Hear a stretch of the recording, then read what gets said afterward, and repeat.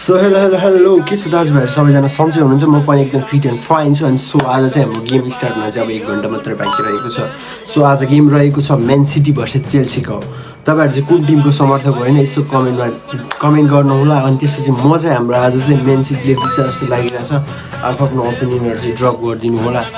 so गेमको कुरा गर्दा हाम्रो चेल्सीले चाहिँ 3टा गेम लस गरेछ भने एउटा गेम ड्र गरेछ अनि एउटा विन गरेछ भने सो हाम्रो म्यान सिटीले चाहिँ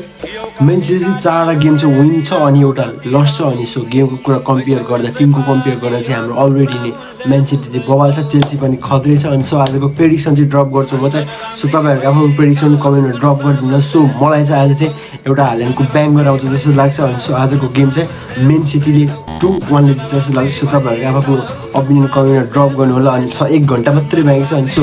एफए कप फाइनल आज हेर्नु पर्दै सबै मिलेर अनि सो अब हाम्रो अलरेडी म्यान सिटीले जित्छ जस्तो लाग्यो तपाईहरुले आफ्नो कुन टिमले जित्छ जस्तो लाग्छ यसो कमेन्टमा ड्रप गर्नु होला ल सिधै अब गेममा आइ त दाजुभाइहरु